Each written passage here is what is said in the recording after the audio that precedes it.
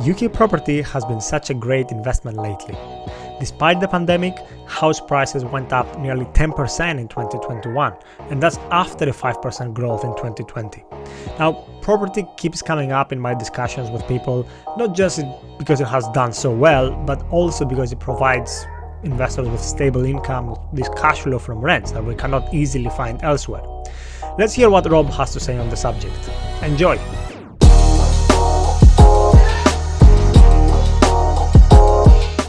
Hi everyone, this is Michael from Foxy Monkey, and today I'm very excited. I've got a special guest with me on the Foxy Monkey show, and this is Rob Dix. Rob, welcome to the show.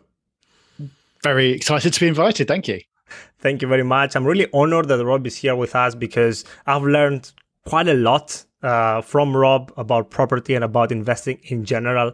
Rob is an investor, he's an entrepreneur, and he's also a property legend. So hopefully today he will tell us all the secrets behind property investing and basically the do's and don'ts. And we'll talk about things that are not property related as well. Perhaps he'll tell us about his entrepreneurship, his business journey, as well as the digital nomadship that he has embarked on in the past.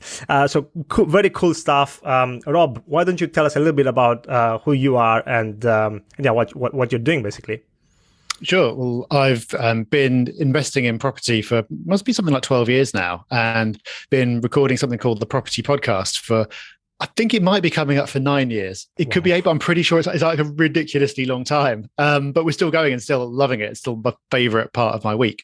And we've since starting that kind of spun off to something called Property Hub, which kind of turned into a whole informational thing and a suite of resources and services for property investors. And off the back, we recently launched something called Portfolio, which is basically a way of getting exposure to the property market via an app. So it's all gone on this. And there's some books in there as well, but it's kind of this whole journey, which kind of started off by just getting really interested in property, but not just property, like investing in general. Like I really enjoy reading your blogs and sites like yours, because for me, like property is a really good gateway into that, because people find property very accessible. It doesn't seem scary. That's the way it was for me. And that kind of then from that basis kind of then opened my eyes to lots of other types of investment I'm really interested in as well. Good stuff. I really like the fact that you're also touching on other investments, and you're not only property focused. Of course, property is very very attractive, very resilient asset class, and it is your main focus as well, which I understand. I would like you mentioned some books as well. I'd like to mention that it's probably my favorite property book, The Complete Guide to Property Investing, that you wrote. I think it's a bestseller in the UK, and it's definitely a very useful book if you want to understand a little bit about property, where the returns come from, how to invest successfully in flats, houses, whatever you're getting into. So really, really good resource, which I will link in the show notes as well. Now, Rob, why don't you tell us a little bit about property, the current state of property in the UK? And I'm bringing that up because it's great that we had such a good run with property so far, right? Particularly if you thought that property will go up by 8 and then 10% in the middle of the pandemic annually, that's some amazing growth that property has returned to investors. But what about now, right? Let's say someone starts out now, or there is an existing investor, an experienced investor perhaps, that has enjoyed these returns and is also thinking about buying the next buy-to-let, right? Do you think that there is still room for property to grow? There's still room in this asset class, and how do you think about that? I think it's the same as any investment, in that the best time to be getting into it is a time when no one wants to get into it and it's really scary. So like I made investments sort of like round about 2011 or so, which have performed phenomenally well. But no one wanted to invest in property back then, because things were sort of only just bottoming out. And that's sort of like the time you want to do it, but it's the time no one wants to do it. It's exactly the same with property as it is with anything else. Now, of course, we have had a really great run. Is there more to be had? Well, I think the only thing we know for sure is that you should ignore all predictions, including mine, because predictions are always wrong. But in property, have just been hilariously wrong over recent years, especially with the pandemic. Like everything, like the central case was it was going to go down 10% and it went up 10% or whatever. It's just like Crazy. it's nuts. And we said we thought it would go up a bit, and everyone's like, "What are you talking about?" But in fact, we were massively sort of wrong because we undercooked it. But in terms of whether is there further to go, we use a framework called the 18-year property cycle. I don't like to focus on the 18-year part because I think that gives you a false sense of certainty with the timing. But the understanding that property is cyclical, I think, is really important. Because you do kind of get this pattern where a crash happens, it bottoms out, starts coming back slowly. Then you get a bit of a mid-cycle slowdown, which we've just been through. And then you get this kind of aggressive kind of growth curve up towards the end. And the only time that you really want to avoid buying is like in the sort of the mania bit right at the end. Because if you buy at the peak, of course, if you're holding for 30 years, it doesn't really matter per se, because you'll still be okay. But you'd still rather not see your investment plummet and take you a long time to get back to where you were. Last time round, so like 2008, I think because the growth was so rapid, I can't remember exactly, but I think for the average UK investment, as long as you didn't buy within the last year, it was okay. So the earlier in the cycle, the better. But as long as you just avoid the absolute peak, it's all right. Of course, no one knows when the absolute peak is going to be until it happens. And so you just have to kind of look for the signs around you to see if we are in that kind of mania mode. To me, I don't think we are. I think we've got probably like another 4 or 5 years to run. Fred Harrison, who kind of popularized the idea of the property cycle, thinks the same. But ultimately, who knows? Like, I still think it's a more challenging time to get into investment than it was. But now is the only time you can get into it, right? Yeah, of course. That's a great answer. Are you afraid of the interest rates rising and making basically mortgages more expensive?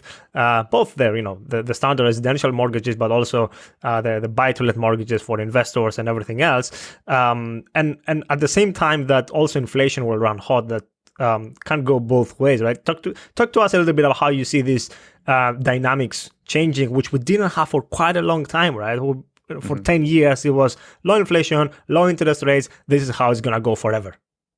Yeah, exactly. I mean, I think the interest rate thing is interesting because they're only going to go in one direction pretty much, and it's been the same for a long time. Like you get people like debating whether they should like lock in now or rates going to get any cheaper. It's like, well, rates can't really get much cheaper. They might get a little bit, but they're not suddenly going to plummet, are they? Because it's just like unbelievably cheap. So are they going to get less unbelievably cheap? Yeah, probably. And so in terms of actually being able to meet your payments, I don't think that's a big deal because for buy-to-let mortgages, you get stress tested at a higher rate anyway. So you're kind of the type of super speculative investment that people were making at the peak last time round. You just can't really do that now unless you're fixing for a really long time.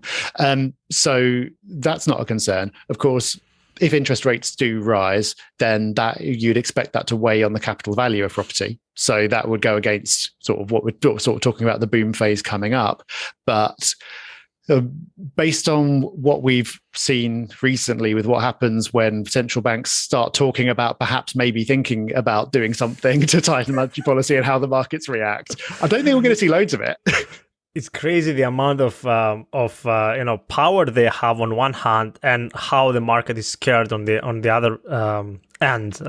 Basically, just a mention of either a bad word or inflation rising or things like that, and the algorithm will pick it up and then will start selling. And why are people selling? Because other people are selling. So it gets crazy out there sometimes. But again, back to your point that long-term investors shouldn't really care about that.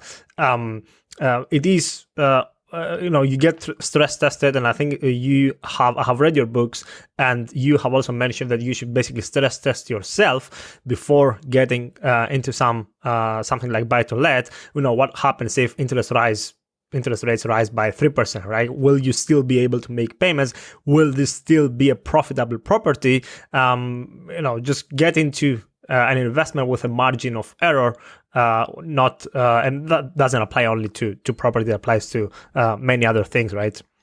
That's it. And as long as you're not a forced seller, you can hold forever, and sort of there will be, because of property being cyclical, time heals everything eventually. So you could make the worst investment. Like you could, if you bought at I think January 2008 was like the absolute peak of the market. If you'd bought in that month at the worst possible time, you'd still be ahead by now, because like 13 years have passed or whatever it is, and you still don't want to, because you'd have spent a lot of that time underwater. I'm not saying that was a good idea, but the point is, if you wait long enough, you'll be okay, and the property would have been putting money in your pocket all that time. So you just need to avoid being in a position where you're forced to sell, either because you can't you can't meet your repayments, or because of something else going on in your financial life. So I kind of take this attitude to property and to everything. As long as you're kind of content with having a holding period of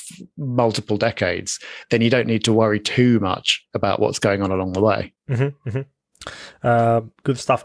What about, I mean, not all areas are equal, right? And we've seen that with London property, that after 2016, after the Brexit vote, it started slowing down. So now it had the lowest growth, particularly central London, and basically the areas that cannot benefit from having a garden, or flats without a garden, things like that. But what about areas in the UK that you can see good growth, good fundamentals, good transport links? It's not just a bubble that will burst. What about areas that you can basically where do you see the next big growth, let's say, in the UK? Well, there's a couple of things. So generally, the way the cycle tends to play out, London gets the growth first, it gets the recovery first, it gets the growth first, it kind of runs ahead, and then the rest of the country catches up in the second half. So that's what we're seeing anyway, regardless of pandemics or anything else. And it also got to a point where London got off pretty lightly in the last crash, but partially because you got a lot of international money getting parked in London because everything else was blowing up and it was safe, and so that kind of cushioned it. And then it had a really big run of growth. It got to the point where it was just like so crazy by any metric, it couldn't really go any further until wages caught up and things like that. So you got the rest of the country catching up, and that was happening anyway. But also, I'm continuing. I'm sort of still pro city centre. I think the narrative around sort of everyone wanting to move to the country has been overdone. I know I've got a personal bias here, and I know you live in central London, so maybe you have as well. You haven't planned your escape just yet, but I think the trend towards city living have been going on for like 100 and whatever years. It's not going to suddenly reverse. So you've seen this in Manchester city centre, which was doing really, really well. Like thousands and thousands of units were being built. People were saying, oh, well, this is just overbuilding, it's speculation, it's crazy, no one's ever going to want to live there. In fact, you can't rent anything in Manchester city centre because there's just so much demand, and it's super strong, and kind of supply has created its own demand in the way that you often get with sort of city centres. So this is a very long way of saying that I kind of sort of see that city centres outside London continuing to do well, the likes of like Manchester and Liverpool and Sheffield and places like that have sort of been kind of leading the capital growth tables over the last few years, I think will continue to do well. There's places like Nottingham that I'm personally a big fan of that have started picking up recently, but sort of tend to get a bit overlooked. And I think there's good value there.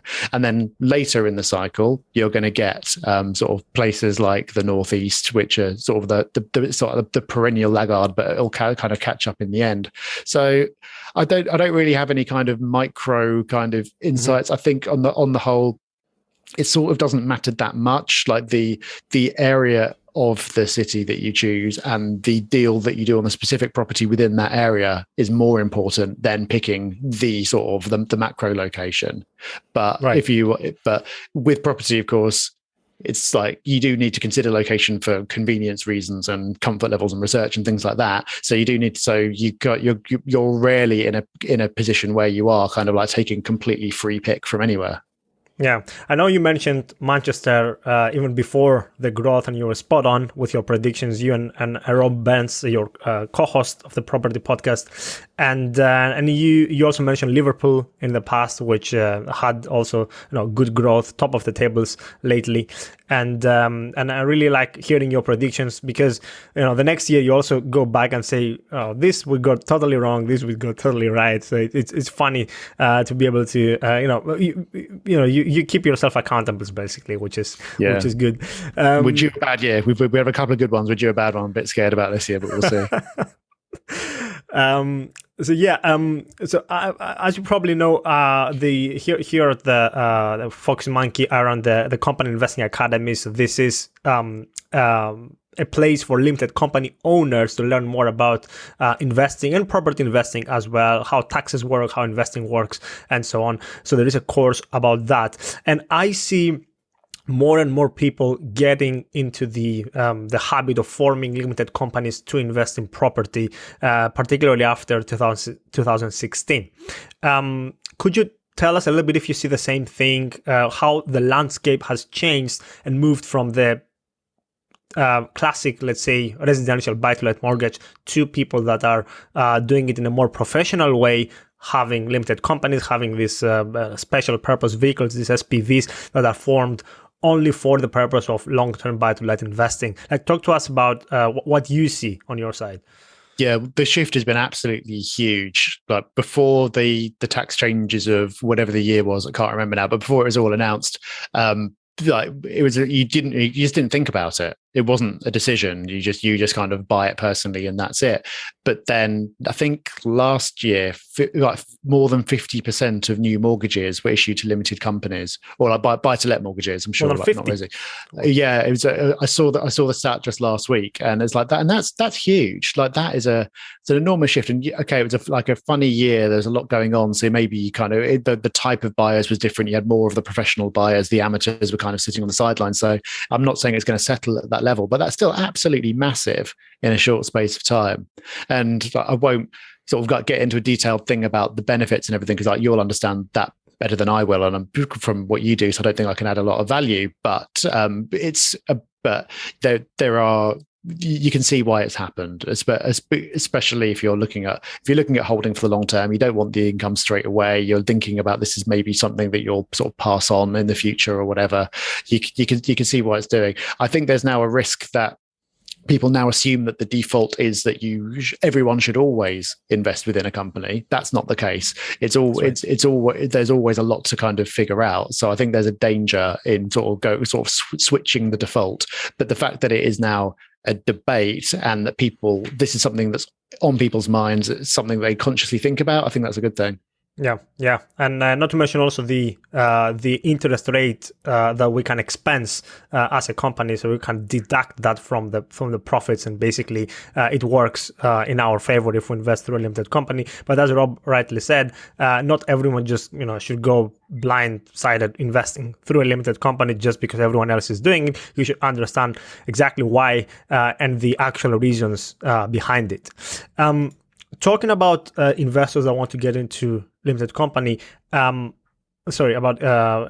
buy-to-let, we see more and more institutions getting into the market, and we see more bigger companies. For example, the build-to-rent flats that have become very popular lately, and I think that it's getting more and more difficult for this modern investor to get into buy-to-let. Like, have you seen, especially in the hot housing market, when everyone wants to buy property, how can a small investor get an, let's say, an easy way of accessing property?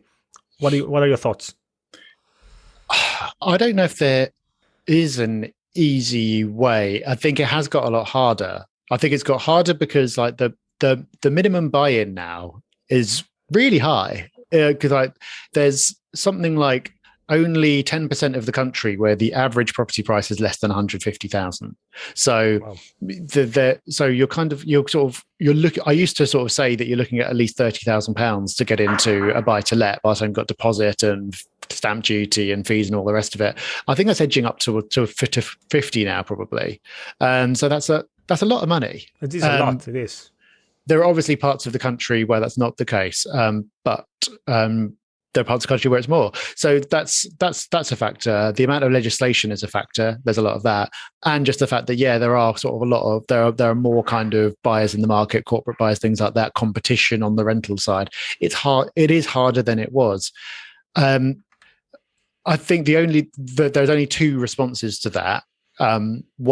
One is to basically not do buy to let and see if there's another way of getting exposure to the property market. If you believe in the sector, but you can't make it work for you, either because of the amount of funds you've got or something else. Or the other approach is to take it more seriously, to kind of to professionalize in terms of the scale that you operate at, if you can, or the way that you search for property, the way that you manage your properties, and start to.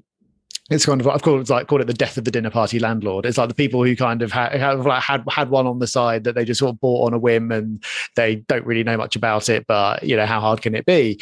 They've been pushed out of the market by a lot of the changes that have happened. So you're kind of left with people who are taking it more seriously, and that's sort of, I mean, you could take the angle that it's bad because property is it's a way of building wealth that has been accessible to the average person. Now it's not. But on the other side of that, for residential property, the people who you've got people living in your investment, and a lot of the time they've got a terrible service because we've got landlords who don't really know what they're doing and aren't very interested. So it's not a popular opinion, but I'm kind of fairly pro the sector being professionalized, not in terms of ordinary people being pushed out, but in terms of ordinary people taking it more seriously. Because I think that the tenants have suffered at the hands of people who are pretty lax about the whole thing. Well, landlord gets a bad rep, right? Yeah, rightly. There's a lot of kind of like anti-landlord, just kind of like greedy. It's kind of the same as like the greedy bankers shortcut, right? Like it's just kind of like a thing. But then also like many landlords, not most landlords, but many landlords have done a poor job, not because they are malicious or whatever, but just because they don't really know what they're meant to be doing. And there are these 170 odd pieces of legislation, and they probably aren't really even aware of all the things they're meant to be doing. On If there was a book, How to Be a Landlord. That book is the bane of my life because I update it. I said that I'd sort of update it every January, and it's like a lot changes within a year, and all the kind of the main bit of housing law is going to get ripped up at some point in the next couple of years, and so I'm going to have to basically rewrite half of it. So yeah, should never have embarked on that project. That's it. It's maintenance for life. Now. Speaking of the small investor getting exposure to property without actually, owning a buy-to-let outright, talk to us a little bit about portfolio, if you can, or the portfolio app that you launched for investing in property in the UK. Yeah, I can't say much about portfolio because it's super annoying. The way that we're regulated at the moment means that I can't say anything lest I make a financial promotion and induce everyone to do things. But what I can say is you can go to portfolio.co.uk if you want to know more. But what I could say is sort of some generic stuff about it. I say why we did it, the reason for doing it, and it's a way of getting exposure to property from an app on your phone. And the reason we did that was to combine or make property investment accessible to more people by bringing the investment size down, getting rid of the hassle and things like that. But by combining it with not losing the emotional side of things that you don't get if you're investing in a normal REIT or something like that. That's why we did it, because you can of course get exposure to property in lots of different ways, but people gravitate towards buy to let, I think, because it kind of feels easy to understand. It feels exciting. It feels real. And brag at dinner parties. Exactly. Yeah. So there's I think we kind of wanted to find a way of, like I said, because buy-to-let is getting more difficult, kind of opening up to more people in this environment. So I can't talk about the specifics of it. We're pursuing direct authorization, so in the future I will be able to say more. I'm not trying to be evasive, but it's just at the moment I can't say too much. But that's the theory behind it, and it's something that we see that there is a real need for. That's fine. I mean, good thing that you've built something like that, and I'm sure people can check it out on their own and do their own research. There's no financial advice here. I mean, you're doing portfolio, which I know it has taken quite a lot of your time. You have talked about it on the podcast and how much time it takes. You run the property podcast show. In fact, you run 2 podcasts. You run also the Any Other Business podcast, which is talking more about business and entrepreneurship and how business is run, which is not what you see on Instagram and all these glamorous jets out there. And I mean, you run a personal blog. You read many books. You run the portfolio hub with other people as well, which I believe has a letting agency as well as part of it. So many things, right? And tell us how you do it. Okay, like what's the productivity hacks that you employ in order to be so productive and so active in the community? And I know you give a lot of this stuff for free, which is obviously great for us. How does it work?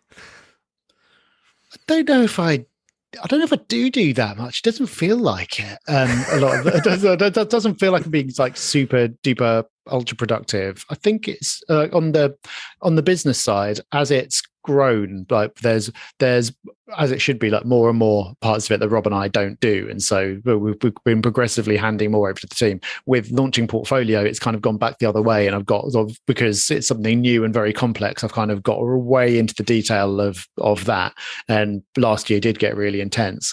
But in business in general, we've got sort of, it's the whole like hire people who are better at you at doing their thing and could leave them to it, which is what we've tried to do. Thankfully, there are people that are better than us at most things, which leaves not much left over. But other than that, I think I try to be quite selective about what I don't do. So I do minimal social media, minimal TV, sort of no sports, all this kind of thing. And I'm not saying that any of those things are bad things. Like they could all be enjoyable and perfectly reasonable things to do. But it's just that I don't. And so that kind of, by the time you strip out a load of stuff, that kind of, well, with the time that's left over, you kind of have to be working or being productive or doing something. Yeah. That's about all there is to it. But I've been since having a child, I've definitely been less productive, but more in some ways. But there's sort of less time left over. So the last book I put out was more than 4 years ago because I've got a 4-year-old. This year that's going to change. I've got another book on the way. And what are you writing? I'm doing a book about it's. The working title is How Money Works, but it's meant to be kind of like the concept. I need to get the explanation of it better, but it's meant to be kind of like starting from like the very basics of what money actually is and how it formed and everything else, and kind of working through building up your sort of knowledge of how sort of macroeconomics works to the point that you can understand what's happened over the last 20 years and what's likely to come next. Because what I've observed is that a lot of people really want to understand what's going on in the financial world and in terms of the economy. And a lot of people got interested in that again in 2020 with everything that was happening.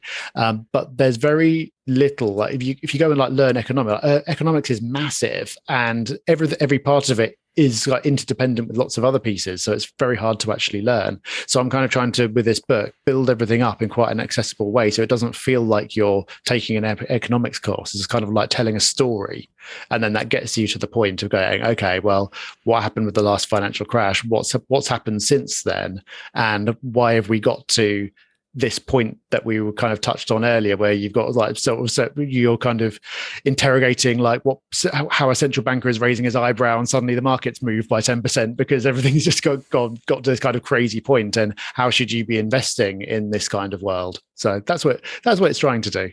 Nice. I'm really looking forward to it. I'd like to read it because I'm very interested in the macro picture and also learning about history, right? We only have a very, very, very limited experience of what's going on in the world versus what happened in the past 100, 200, 2000 years. And I'm sure you'll be covering history in that, which will be very interesting, not only from an investment, but also, from life point of view, let's say.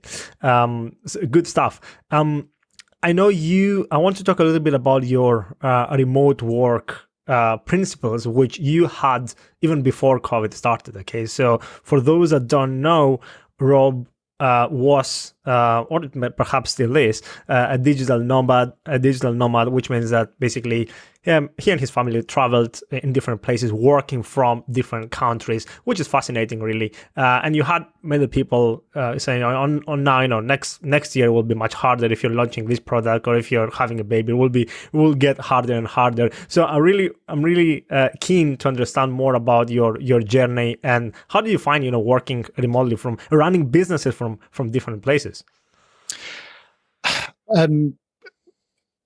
I just love it, because it's really interesting to see different places. I think it's interesting to really be really embedded in a location, rather than just kind of turning up and doing the sites. Getting to see, like, what is it like to live in such and such a place. So the first place we ever went to was New York, and we sort of lived there for 6 months. And so, like, living in New York for 6 months compared to visiting New York for 2 weeks is completely different. And I just find that fascinating. And also, it kind of forces you to change your lifestyle. Like, if you change your location, everything else has to change as well. So the where you shop, where you work from, your gym routine, everything is completely different, which both kind of keeps your brain working, and just kind of takes, like, the basics of life and makes you kind of think about them rather than just going into autopilot mode. But it also makes you gives you all these opportunities to reconsider why you're doing a certain thing. I think it's really easy to just kind of get into habits, or like going through doing things because that's how you've already done them. And I like having the opportunity to shake things up a bit. From a work point of view, that was, it definitely got more difficult with a child. It definitely got more difficult as the business grew, but for me, the benefits make it completely worthwhile. And I think, although I haven't been doing any of that for the last couple of years for obvious reasons, I think it's going to become even easier when we do get back to doing that, because the rest of the world suddenly started doing it as well. And like, it kind of, when we started doing it, it was just like, I'd be sort of trying to hide the fact that we were away, or not mention it because it seemed weird. Then it kind of got to a point where I started mentioning it, and people started reacting really positively to it. So I'd say, if I was talking to someone for the first time, I just say, "Oh yeah, doing well. I'm in Seville for a month at the moment, so that's kind of fun." And it would kind of spark an interesting conversation from a curiosity point. But then when we go back to doing it again, I don't think it will need to be mentioned, because anyone could be anywhere, and it doesn't matter. Yeah, I mean, it's really strange how the world changed to fit your lifestyle now. Exactly. Good stuff. I really like those people that try different things, not only try to get out there and slow time as well, right? Because when you do different things, time feels like it's slowing down. It doesn't feel like it's gone a year that passed without you doing anything. Basically, if you just go to work, come back, same journey, same stuff every day, and time flies. But then if you do different things, I've heard that time slows down, and you can experience life in a more richer way, basically, right? That's a huge point. Yeah, I really, really noticed that, and I've kind of got a weird scarcity mindset mentality around time. Like, I'm always kind of, I don't like the idea of time passing, and I'm always worrying about the next birthday and things like that. Just because, I don't want time to pass. I've got lots of stuff I want to do. So kind of sort of slowing down the subjective experience, it really did that, and it helped me remember stuff because you encode memories spatially as well. And so if something happened, I could remember. Oh, I was in this environment. I remember this happening when I was on the phone in this apartment, or I was happening when we were in this particular place. And so I can kind of remember things and tie them back to times more easily. Whereas for the last couple of years, especially because like even the experience of being in one place has kind of been compressed for everyone. Well, anything could have happened at any time. Did it happen last month? Did it happen 18 months ago? I had no idea. And I think it's the same for everyone I've spoken to. Like the recall of the last couple of years has been pretty poor because everyone's just been in the same place. Yeah. You must have also some interesting stories to tell. I know you recommended a while back the book called The Art of Storytelling, I think it's called, and I gave it a read. Good book if you want to learn how to tell better stories. Basically, another way to do it is just travel the world and experience it, which is great to hear. Right, that's it for today. Any final notes? Or where can people find you? In fact, a last question from me: what is that you're reading now? I know you read many books. Give us your latest book. Ooh, what am I reading now? You have read recently. I'm listening to the autobiography of Bruce Dickinson, who's the singer of Iron Maiden. Which is a bit of a random one, but it's really good. And I like biographies and autobiographies because it's kind of like a way of learning about a whole new world through a person's story. And there's a self-help one that I can't remember the name of right now, but I found that I don't know if it's the same for you, but I think my attention span for reading has got a lot worse. And I'm getting through far fewer books than I used to, and sort of like reading the articles and listening to podcasts and things like that, which I love. But I'm finding, I got through very few books last year. It has been the same for me, and I find myself sometimes reading the book and stopping it, not having to finish it like I used to. I cut books in the middle much faster now than I used to. If something is not interesting, I'm not cutting on just because I bought it, basically. Cool. I mean, Rob, where can people find you? Where can people learn more about you? I'd say if you're interested in the property stuff, then propertyhub.net is a good place to go. If you listen to podcasts, then you can find the Property Podcast via there every Thursday for 9 years or so, and still going strong. Exactly. And if you're interested in the non-property stuff, then robdix.com is my personal blog where I've got a newsletter and just kind of do interesting things about nothing in particular, things I find interesting anyway. Nice. With the highest open rate in the industry, I believe. That's all right. No, seriously. Cool. Thanks a lot, Rob. It's a pleasure to have you here. And I'm sure I'll place also some links below for people to check out your business and you as well. Thanks a lot for joining. And I'm looking forward to a new book and everything else that's going on in your life. Thank you very much. You can hold me accountable. Good to catch up. Bye-bye. I hope you enjoyed the chat with Rob. I know I certainly did. If you want to find more about property and other asset classes, you can visit the blog foxymonkey.com, which is where I usually write an article every 2 weeks. You can also visit companyinvestingacademy.co.uk if you run a limited company and care about investing the surplus cash. Thanks for watching. Don't forget to subscribe and like the video. Bye.